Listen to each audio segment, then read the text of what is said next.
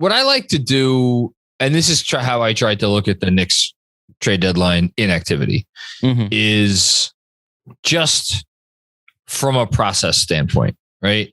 It's just from a process standpoint. Was it sound process?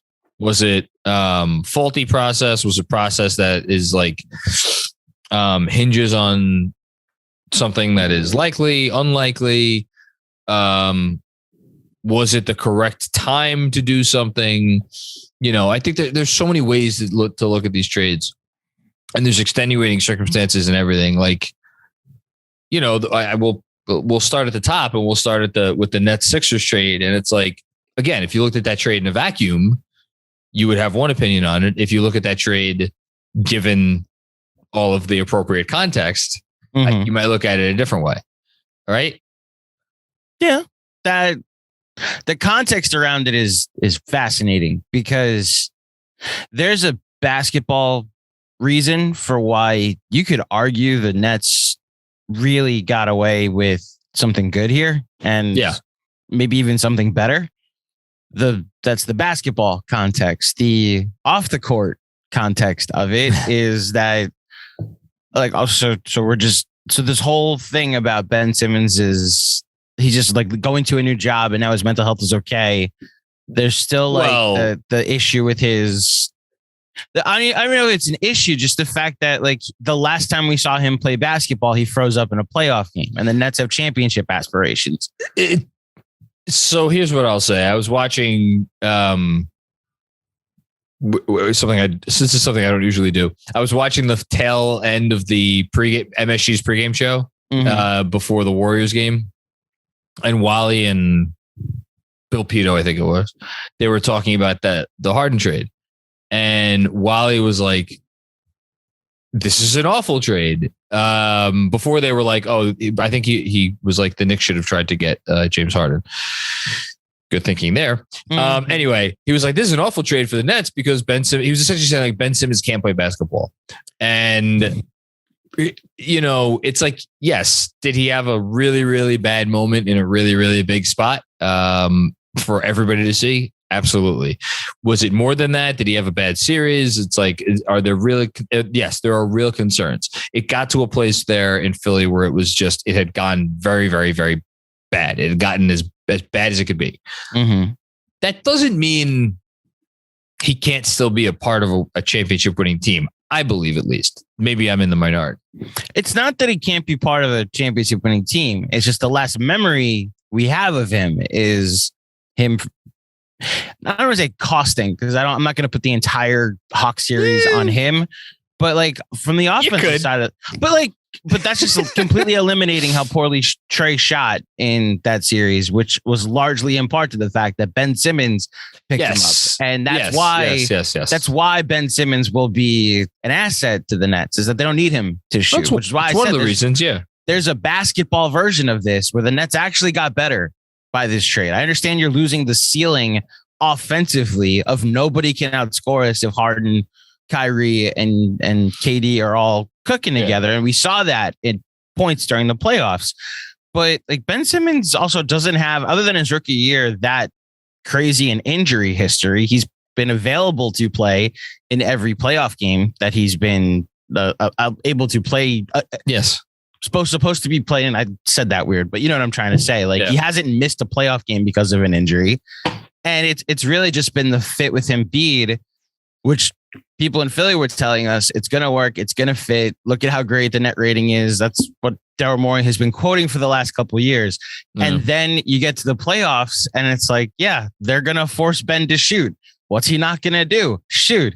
Now he's in a spot where if the Nets play their cards right, he just can just play like this point center, and Kyrie and KD can be the ball handlers. And then you put Joe Harris and Patty Mills and Seth Curry around them. And you're not putting Seth Curry around him because Seth Curry's in Brooklyn right now. Oh, wait, no, you're talking about Brooklyn. I'm talking about Brooklyn. Yes, I understand. Yeah, I got you. That's what I'm saying. Now that you add another shooter around them, because that's the underrated part of this. Seth Curry takes that Joe Harris role while Joe Harris is out, which is why I texted you about this last night, that like there's a is there a basketball version where we're underrating what the Nets got back as like a ceiling being ridiculously high? And I wonder if not this year, but next year we look at the Nets when potentially Mayor Adams has lifted the vaccine mandate. KD's now another year removed. Ben Simmons is now going into next season with the team he wants to be on. Also a year older though. So KD. like all of these things coming together though, are the Nets actually in weirdly better shape than they would have been instead of having Harden on the team, which is what I've been trying to think about the last day or two. Here's what I would say. I think if you're the Nets franchise, this is how I would honestly, I would look at it as I'm trying to think of, there's an obvious term, but I'm going on 4 hours of sleep. So it's not coming to my mind. It's like a gift or it's something that was like, it's like a gift in disguise. I'm sure there's a better term for that, but this was, I think, a gift in disguise because a blessing in disguise. A blessing. There you go. There you go. That's how tired I am, folks. I could not think of the term blessing in disguise. All good. It's a blessing in disguise because does your ceiling go down? Yes, your ceiling does go down slightly because if KD gets on the court and he's healthy, and if James Harden gets on the court and he's healthy and motivated, and if Kyrie gets on the court and is in the proper state of mind and like maybe laws change, like if, right? If all those things would have happened, there is a chance they would have won the championship this year and maybe next year. Although, here's the other part of it. James Harden. I actually co-sign what Bobby Marks says, which is that in a couple of years, we're going to be looking at this next Harden contract that he's going to sign, because he's going to sign an extension, like we're looking at John Wall and Russell Westbrook right now. Because this is a person that does not keep himself in great shape. And this is a person that, like, we have, you see the slightest little signs of tailing off. And if he wins a championship this year, which again, this is part of the discussion too, right? It's like, this is Philly. They haven't won an NBA championship in almost 40 years. If you can get that championship, do you go all in to get that championship? And they went, to me, this is all in because Seth Curry, good player, 2 first-round picks. Like they can't trade any more first-round picks. Like they are pot committed. So here, long and the short of it, I think both teams won.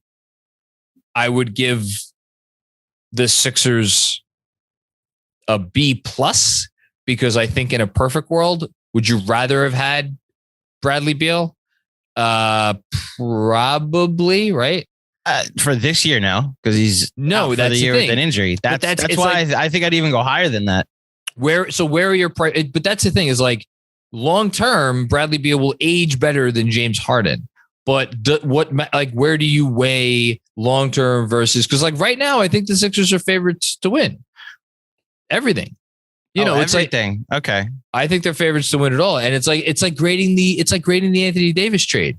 Does that trade automatically get an A because the Lakers won a championship? Some people would say yes. Other people would disagree because of what they gave up and like what those picks might turn into. Like, we'll see. So I don't know. You want to give it an A-? The Laker thing's interesting because like I was fooling around on Tankathon because of the reality that the Knicks exist in now. And there was a simulation I did that the Pelicans got the number 1 pick. And I was like, what? Oh, that's right. They can swap with the Lakers.